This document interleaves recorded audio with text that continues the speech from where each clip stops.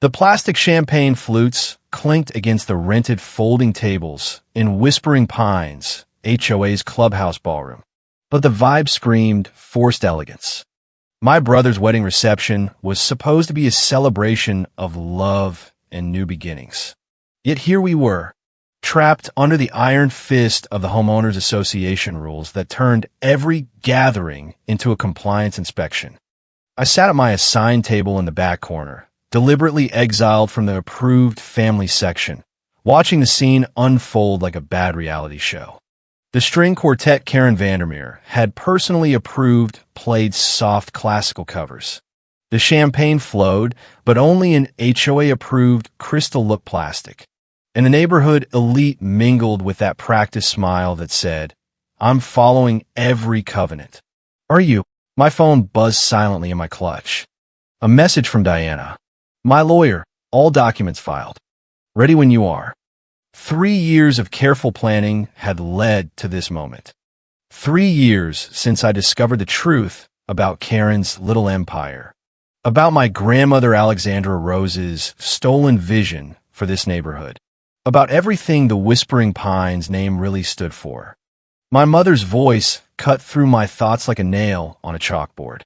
She stood beside my table, elegant in her HOA-compliant pastel dress. Disapproval etched on her face like one of those violation notices Karen loved to slap on doors. "Couldn't you have done something with your hair? It's your brother's wedding." "Julia, and that garden of yours, really." Still, I touched my simple updo, which had cost more than her entire outfit plus one of those ridiculous fines for unauthorized foliage. "Hello, Mother. You look lovely." She clutched her flute like a shield. "At least you came. Though Michael wasn't sure he wanted to invite you after everything." Everything. Such a convenient little package for the past 3 years. My dramatic departure from Whispering Pines compliance. My supposed failure to launch any respectable career. My absence from every HOA potluck and inspection. They crafted the perfect narrative. Poor Julia. Too weak for the neighborhood standards. Too soft for the Karen way. If only they knew. I wouldn't miss my brother's wedding. I said softly, watching Michael dance with his new bride. Sarah. She was perfect for him. Old money manners. Impeccable lawn edges. And most importantly, a thorough understanding of her place in the Whispering Pines hierarchy. Just. My mother hesitated. "Try not to cause a scene. Karen's in a good mood. Let's keep it that way." I smiled, thinking about the thick envelope in my clutch. "Don't worry, Mother. Everything will happen exactly as it should." The night progressed with predictable HOA precision. Toasts were made. Dances were shared. And the elite congratulated themselves on another successful display of community standards. I watched it all from my quiet corner, remembering the night 3 years ago when everything changed. I'd found the documents in my grandmother's old filing cabinet, the original covenants she'd signed before her death. So different from the version Karen pushed through after. I discovered more forged minutes, threatened witnesses, decades of systematic abuse that had turned my grandmother's friendly suburb into Karen's personal dictatorship. When I confronted her at a board meeting, she laughed in that pearl-clutching way. "This is how we protect property values." "Julia," she'd said dismissively, "you're too soft to understand. This is why Michael and the compliant families will thrive here." He gets it. I'd walked away that day, but not before making copies of everything. Then I'd spent 3 years building my own empire under a different name, Rose Community Holdings, named after my grandmother. No one had made the connection because no one had ever bothered to learn her full name or the real story behind these ridiculous rules. Now, as the reception reached its peak, Karen Vandermeer, HOA president for 10 tyrannical years, clinked her glass for attention. Time for her special community toast. Today, she beamed, her helmet of blonde hair unmoving under the fluorescent lights. My son-in-law, Michael, proves himself once again to be a true Whispering Pines resident. He's chosen a wonderful bride, He's leading our board initiatives to record compliance rates. And he understands what this neighborhood name means. Her eyes found me in the crowd. Unlike some who share our streets, but not our values. The room grew quiet. Even Michael looked uncomfortable. Julia, Karen continued, her voice carrying across the clubhouse like a violation siren. You may have been born into this community, but you've proven you don't deserve our standards. Your weakness, your so-called ethics, your unsightly vegetable garden and year-round flag, they have no place in our world. I stood slowly, every eye in the room on me. This was the moment I'd been waiting for.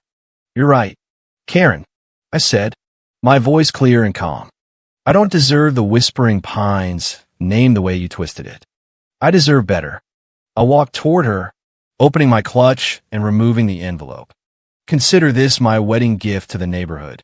She took the envelope, probably expecting another fine or a donation check.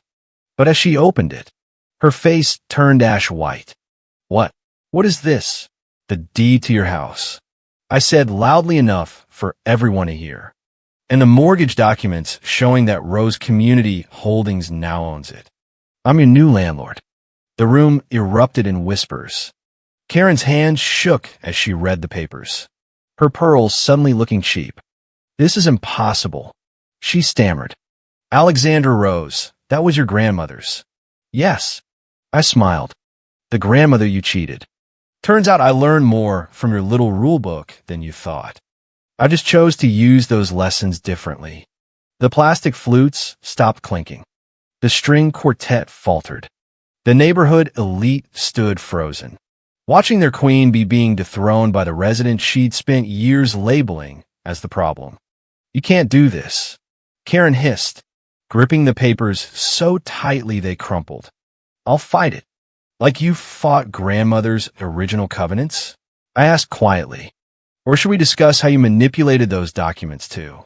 Should we talk about old Mr. Thompson, the witness you threatened with foreclosure? Or maybe about the slush fund where you hide the dues you stole? Michael stepped forward, leaving his bride on the dance floor. Julia, what are you doing? This is my wedding. Yes, it is. I agreed. And Karen just chose to use it as a platform to publicly denounce me. I'm simply responding in kind. Diana emerged from the crowd, tablet in hand. Mrs. Vandermeer, we have documentation of systematic fraud dating back to 2018, including the illegal rewriting of Alexandra Rose's original community covenants. Would you like to discuss this publicly? Or should we move this conversation somewhere more private? The whispers grew louder. Phones appeared in hands as the elite sensed a scandal brewing bigger than any grass-length violation. My mother appeared at Karen's side, her face a mask of barely controlled panic. Private room, she whispered urgently. Now we moved to the clubhouse office off the main ballroom. Karen, my mother, Michael, Diana, and me. The door closed behind us, muffling the buzz of speculation we'd left behind. You think you could destroy everything I've built? Karen growled, pacing like a cornered raccoon in her designer heels. No, Karen, I'm exposing how you destroyed everything my grandmother built. I pulled out my phone, showing her the screen. This press release goes live at midnight. Rose Community Holdings acquires the HOA debt portfolio in a historic deal. Want to know how I did it? That's impossible. Michael interjected. I oversee half the board votes. There's no way. Check the shell accounts Karen created in her own name. I suggested, the one she used to hide my grandmother's original community fund. Better yet, check this. I handed Michael another document. The original covenants our grandmother had signed, leaving the neighborhood with specific instructions for relaxed rules, community gardens, and actual neighborly events. Karen made sure this version disappeared. I explained, just like she made sure Mr. Thompson disappeared after he witnessed her forging the new strict covenants. My mother sat heavily in a chair. Barbara, tell me this isn't true. But Karen's face said everything. She knew she was caught. You were always too soft. She spat at me. Just like your grandmother with her foolish ideas about freedom and community spirit. No, Karen, I was never soft. I was patient. And while you were laughing at my supposed failures and slapping fines on my door for bird feeders, I was building something you never could, an honest community. Diana laid out more documents. Rose Community Holdings now controls 60% of the HOA debt along with direct ownership of key assets, including your mansion. We're prepared to negotiate terms, but only if Mrs. Vandermeer agrees to step down immediately. Michael was reading through the papers, his face growing paler by the minute. The forced foreclosures. Mrs. Chen's family home. Karen, what did you do? Well, I had to do. Karen exploded. To keep property values high. To create a legacy. You stole my legacy, I said quietly. Grandmother's legacy. And now I'm taking it back. The room fell silent, except for the muffled sounds of the reception continuing outside. Karen's carefully constructed world of rulers and clipboards was crumbling. And she knew it. What do you want? She finally asked, her voice hollow. Justice, I replied, starting with the return of every fine you stole, the restoration of every family you find out, and the implementation of grandmother's original vision for a real neighborhood instead of your dictatorship. You'll destroy everything. No, Karen, I'll rebuild everything the right way.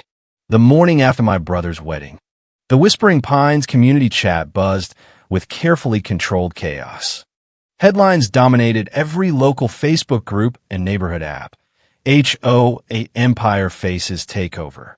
Rose Community Holdings reveals true ownership. Neighborhood dynasty rocked by fraud allegations. I sat in my office on the second floor of what had been the HOA clubhouse, now renamed Rose Center. As of this morning, the view of the community park stretched before me.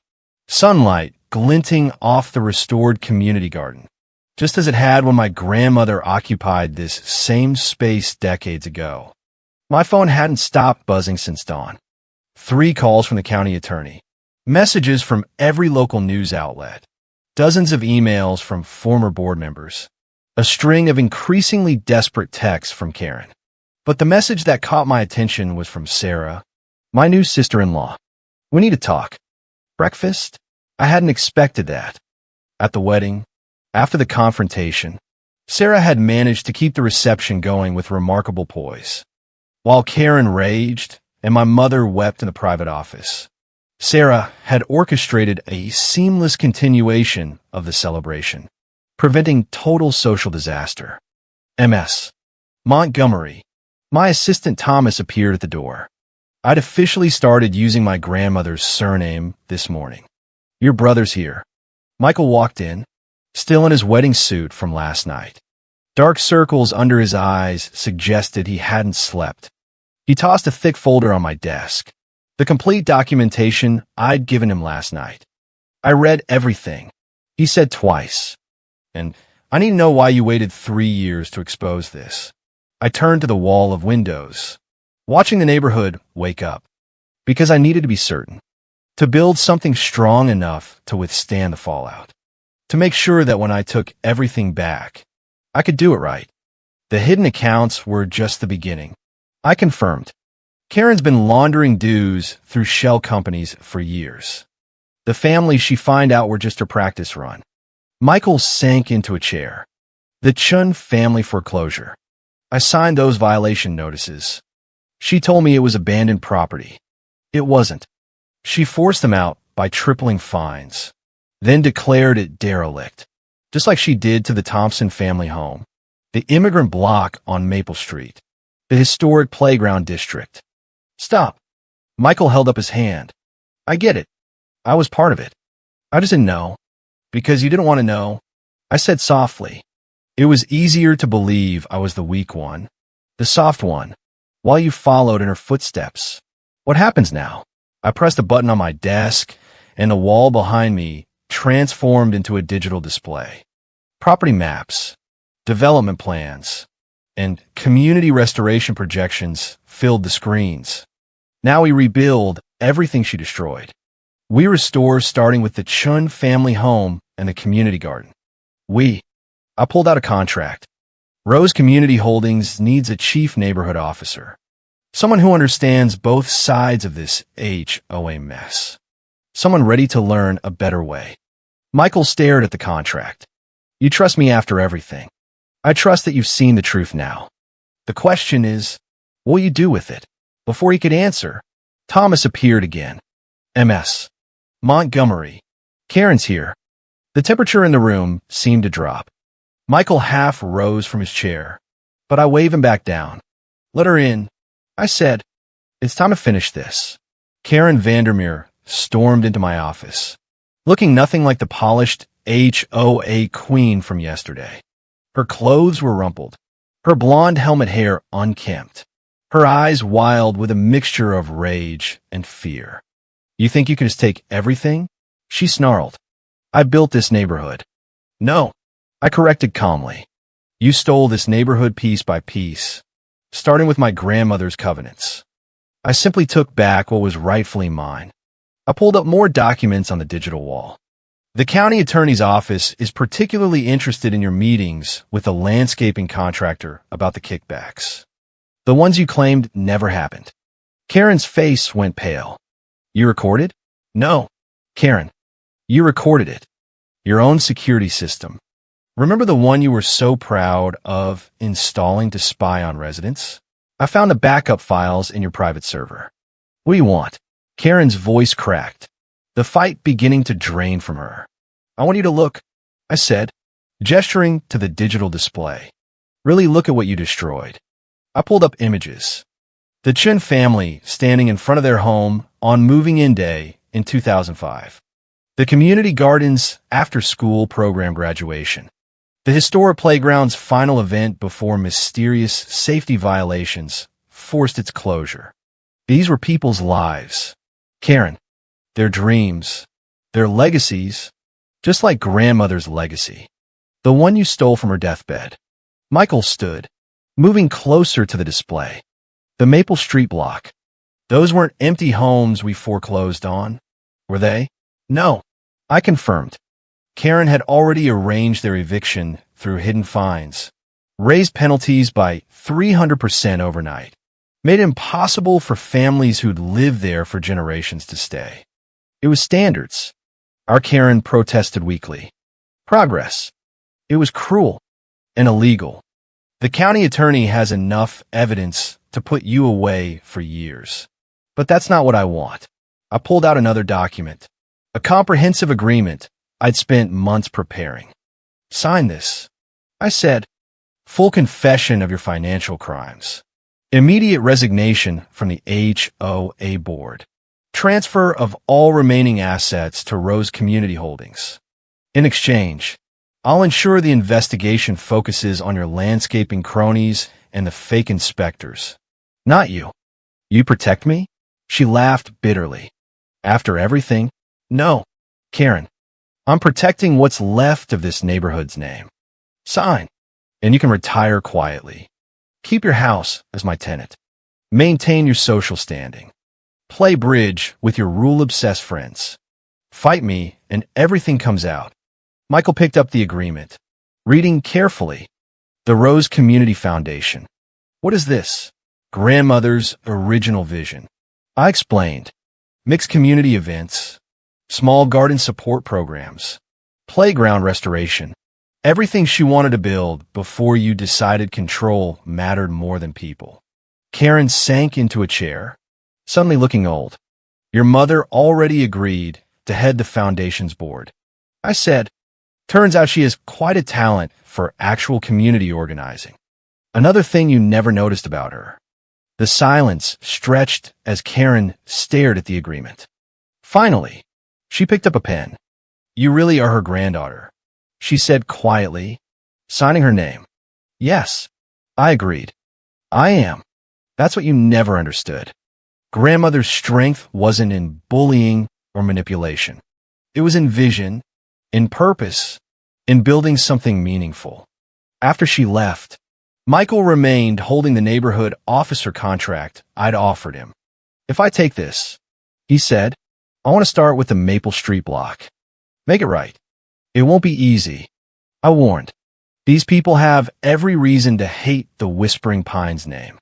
Then maybe it's time we earn back their trust the right way. As he signed the contract, my phone buzzed with a message from Sarah. "Still on for breakfast. I have ideas for the Foundation's youth garden program." I showed Michael the message. "Your wife's impressive." "She is." He agreed. Says she always knew something was wrong with how Karen operated. Called it pearl-clutching dictatorship on our first date. "Smart woman." "Yeah." He stood, straightening his tie. "The neighborhood app is going to be all over this. Let them." It's time Whispering Pines knew the truth about both sides of its legacy, the tyranny and the redemption. Looking out over the park, I could almost see my grandmother standing there, proud not of the perfect lawns she'd never enforced, but of what she planned to do with the community. Now, finally, her vision would become reality. The Whispering Pines empire had fallen, but the Rose legacy was just beginning. 1 month after the wedding that shattered Whispering Pines, HOA, I stood on the construction site of what had once been the Chun family home. The early morning sun cast long shadows across the partially restored building, where workers were carefully preserving the original facade while modernizing the interior for actual living instead of inspection. Mr. Chun stood beside me, his weathered hands gripping the original deed I had returned to him last week. "Karen built this mess," he said quietly. "Worked 3 jobs to buy it. Then one day notices come. Fines triple, and we lose everything." "Not everything," I corrected, showing him the renovation plans. "We're restoring it exactly as it was with updated facilities and an expanded backyard garden. The apartment upstairs will be yours again, and the dues will be locked in at the 2005 rate, adjusted only for actual costs." He studied my face, searching for deception. He'd learned to distrust the Whispering Pines name. Why? Because my grandmother believed in building communities, not destroying them. And because it's time someone fixed Karen's mistakes. My phone buzzed. Michael's sending updates from the community garden reconstruction site across the street. He'd thrown himself into the restoration projects with unexpected passion, working alongside crews, meeting with displaced families, learning the human cost of Karen's empire. The past month had transformed Whispering Pines' landscape. The HO had been fully absorbed into Rose Community Holdings. The county investigation had uncovered widespread corruption in the board. Karen's landscaping cronies faced multiple citations. Karen had retreated to her now-rented mansion, making no public posts. My mother had surprised everyone by excelling at her role with the foundation. But most importantly, we'd begun the real work, restoring what was stolen, rebuilding what was destroyed, and creating something new from the ashes of the old regime. MS. Montgomery. Sarah approached, tablet in hand.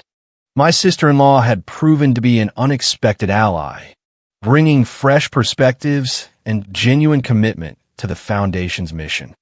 The Maple Street families are here. I turned to see a group of people gathering near the construction trailers.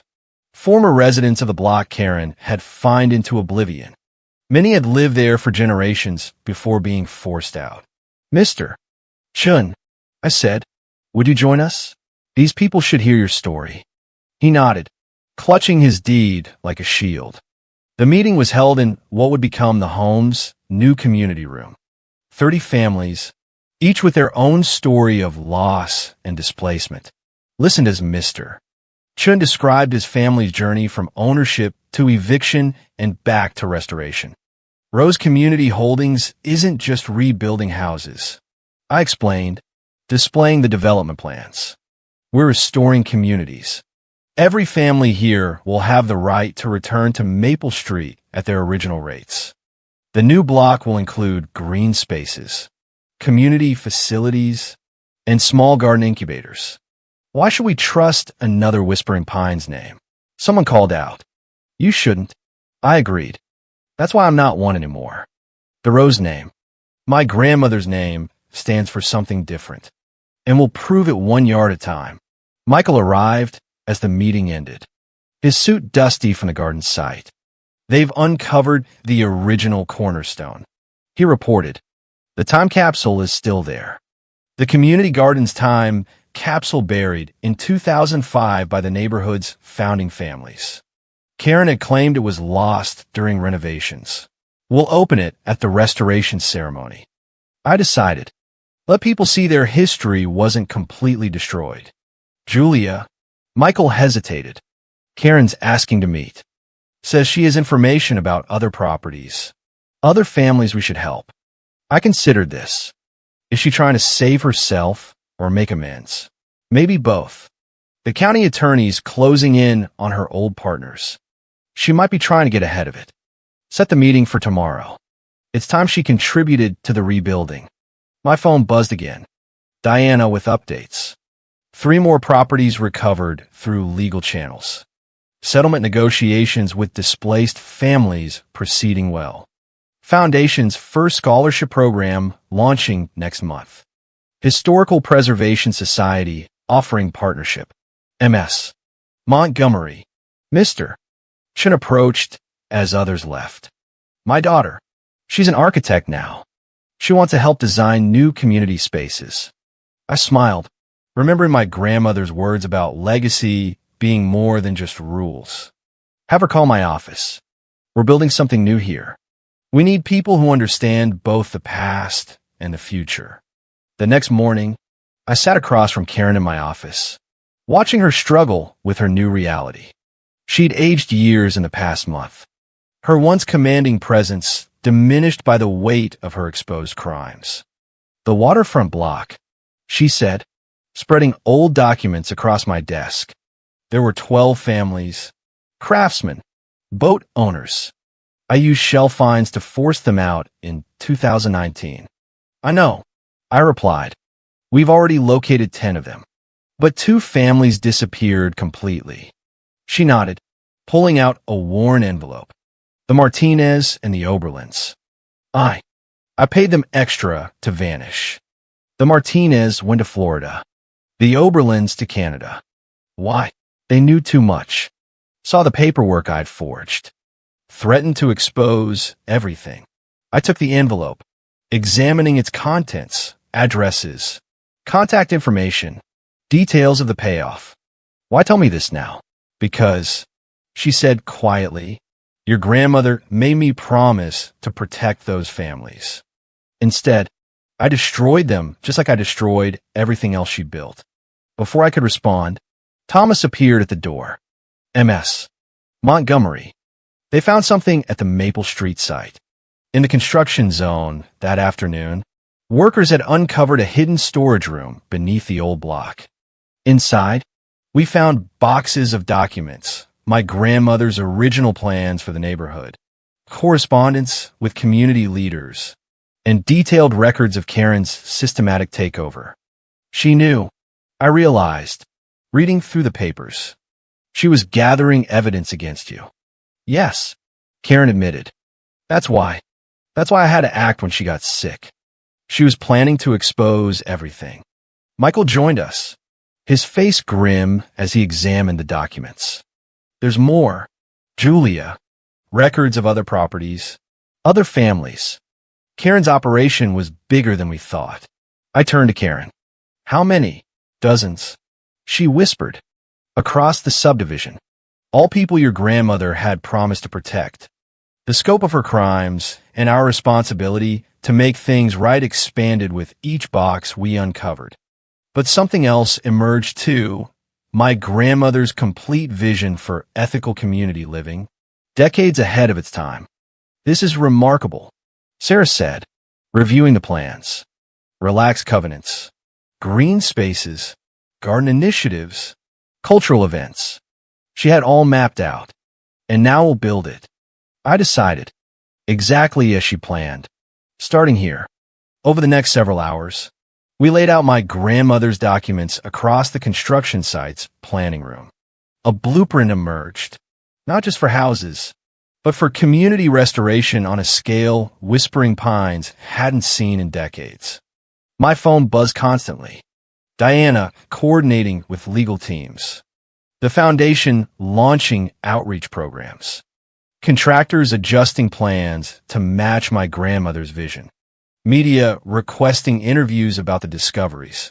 Julia, Michael called, holding up a sealed envelope. You need to see this. The envelope, dated just days before her death, contained my grandmother's last letter to me. My dearest Julia, if you're reading this, you found what I had to hide. Karen's rules run deep, but your strength runs deeper. I've watched you grow, seen your heart for justice and your mind for fairness. You are my true heir, not just to my properties, but to my vision of what this neighborhood could be. Build it right, my darling. Build it for everyone. Love, Alexandra Rose Montgomery. As I read her words, surrounded by the evidence of both destruction and potential rebirth, I finally understood the full weight of my grandmother's legacy and the true purpose of my 3-year journey to reclaim it. We'll need to expand the foundation, Sarah suggested. Create dedicated teams for each community restoration project. Michael nodded. And establish a legal aid fund for displaced families seeking restitution. Your grandmother, Karen said softly, would be proud, not just of what you've reclaimed, but of what you're building. I looked at her, this broken woman who had chosen power over people, and felt not triumph but determination. Help us find them.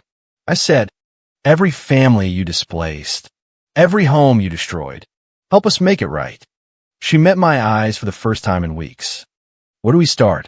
With the truth. I replied, all of it.